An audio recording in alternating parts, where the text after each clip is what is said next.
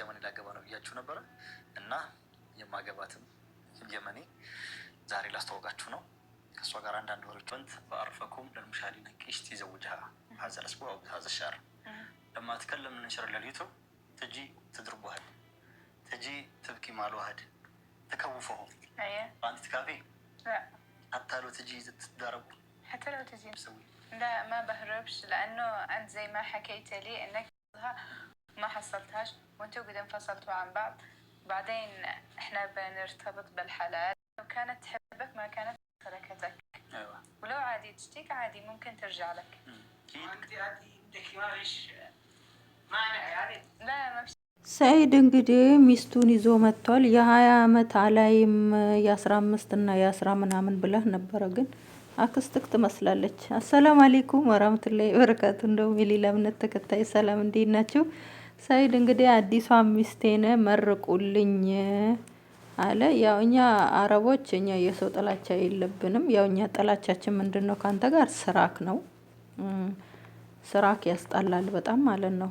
እና እኔ ሱመያ ብትመለስም ችግር የለብኝም ነው ያለችው። ምንም ችግር የለም። ትወጂኛለሽ ወይ አምራለሁ ወይ የማማሩን እንኳን ዝለለው እንዲህ ብሎ አይጠየቅም። እነሱ እንኳን እነሱ በመልክ የተትረፈረፉ ናቸውና አምራለሁ ወይ ቆንጆ ነኝ ወይ ትወጂኛለሽ ወይ ብሎ ሲላት ያው የሰው ልጅ አላህ ነው የከለቀው ከለቀ አላህ ነው ያለችውና ምን እንድትለን የምፈልገው ብዙ ሰው መላጣ ነክ ምናምን ይለኛል ብላሃለች። እሷ መልስም አልሰጠችህም ብዙም አይደለችም። ፊቷ ራሱ ፈገግ አላለችም ራሱ ማለት ነውና እያስመሰልክ ይመስለኛል። እኔ ምን አውቃለሁ። ልጅቷን አሁን ምንድነው እያልካት ያለኸው? በቃ የሆነ በጥቅም እንድትወዳ አንተ እንድትመጣ ዱባይ እንሄዳለን የት እዚህ ሀገር እንሄዳለን ዱባይ እንሄዳለን ኡምራ እንሄዳለን ኢትዮጵያ እንሄዳለን ሰርግሽን 2 ቦታ አረጋዋለሁ ኢትዮጵያም ደግሳለሁ እዚህም ደግሳለሁ ምናምን ብለክ አንደኛ ሴቶች ብልጭልጭ ይወዳሉ። ሴቶች እንደዚህ አይነት ወንድ ይወዳሉ ብለክ ነው። ግን የሚገርም ነገር አበሻን ብቻ ጥቅመኛ ታደርጋላችሁ አይደል? የውጭ ዜጋ ይብሳል እንደውም ማለት ነው። አበሻ እንኳን በትንሹ ቤት አለክ መኪና አለክ ነው የሚልክ ማለት ነው። የአበሻ ሴት ይሄን ነው የምትጠይቀው። ግን የሌላ ዜጋ ደግሞ የሚጠይቀው ምን እንደሆነ ታውቃለህ?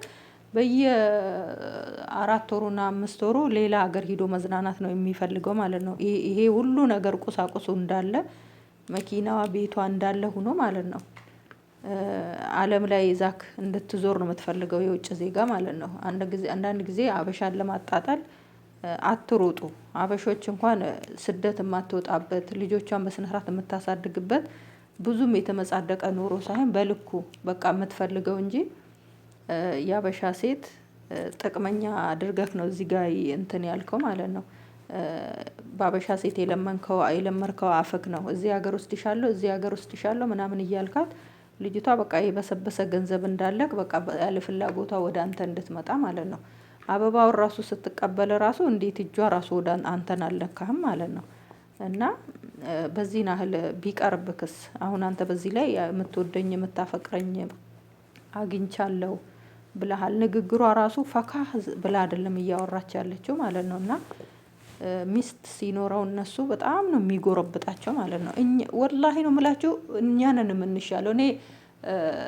እኛ ያው ቅናት አለብን እንቀናለን። ሁለተኛ ሚስት ከዜሮ ተነስታ አብራችሁ የምትለፋ መቼም ሙስታሂል ያ ሰውዬ ራሱ አያገባው።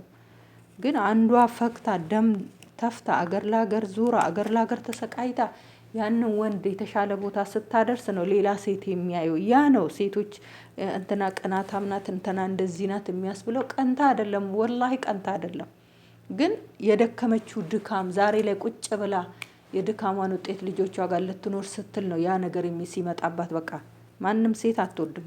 ግን ምንም ባዶ ቂጥ በሆነ ሰዓት ያንን አያስብም። የተሻለ ቦታ ላይ ሲደርስ ነው ሁለተኛ ሚስት ጥጋቡ 2 ሱሪ 4 ሱሪ ባንድ ካልታጠቅኩ የሚለው ማለት ነው። ወገቡ ላይ የሚታጠቀውን ሱሪ በአንገቴ ካላስገባው የሚለው ከጠገበ በኋላ ነው ማለት ነው። እንጂ በዛ በዜሮ ሰዓት ቁጭ በል ስትሉ ቁጭ ይላል ብድግ በል ስትሉት ብድግ ይላል ማለት ነው። የተሻለ ቦታ ሲደርስ በቃ እንዴት ትዳር እንደሚመራ ራሱ ይጠፋበታል ማለት ነው። አሁን እንግዲህ ሰይድ ያቺን እዛ ሮዛን እንደጀምሯት ፍቅር አስይዟት ወደ የመን ገባ። ትክክለኛም እውነት ፍቅር ቢይዝክ ኑሮ ማለት ነው 1 አመት 2 አመት ትቆያለህ። ፍቅር እኮ በሳምንት ጉንፋን ነው እንዲያስነጥሳችሁ የምታወጡት እናንተ ወንዶች ፍቅርን። ጉንፋን ብቻ ከሆነ ስታስነጥሱት የሆነ በቃ ትንፈስ የምትሉት ጉንፋን አረጋችሁት እኮ ፍቅሩን። እና አልሙሄም በልጅቷም ህይወት አትጫወት። ለሷም እውነት እሷ ትዳር ይሆነኛል ብላ አንተ ወደ አንተ መታ ደግሞ አላህ ትዳራችሁን ያሳካላችሁ፣ ሀላል ያደርግላችሁ። አታስመስል። እውነትም ሱመያ ያለችው ነገር አሁን ላይ ነው እየታየኝ የመጣው ማለት ነው። እና እውነቴን ነው፣ አታስመስል። ትክክለኛ ማንነትህን ይዘህ ኑር። እዚህ ጋር ገንዘብ ስላለህ ብቻ ልትመጻደቅ እንትን አትበል። ልጅቷ ወላይ ያለ ፍላጎቷ ደግሞ ገንዘብ ስላለህ ብቻ ወደ አንተ እንድትመጣ አታድርግ። ወዳና ፈቅዳ በፍላጎቷ ትምጣ። አንተ ኢትዮጵያም የመንም ስለደገስክላት በቃ ከጓደኞቼ የተሻለ ኑሮ ነው የምኖረው። እርግጠኛ ነኝ የመኔዎች አብዛኛውን ደስ የሚላቸው ምንድነው? ከሀገራቸው መውጣት ነው የሚፈልጉት።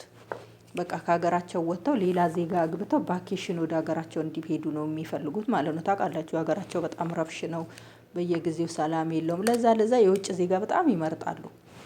በቃ የሀገር ሰላም ማጣት ልክ ኢትዮጵያ አሁን አንዳንድ ጊዜ አይታችሁ እንደሆነ ውጭ ሀገር ትዳር የሚፈልጉ ልጆች አሉ። ያው ሼባ ላይ ሄደው ቢለጠፉ እነሱ እንኳን ተዋቸው።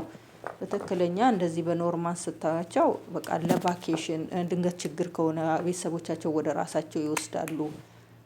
ብዙ ታውቃላችሁ፣ እኔ አልነግራችሁም፣ ስደት ላይ ያላችሁ ሰዎች ማለት ነው። በተለይ የመን ያለችበት ሀገር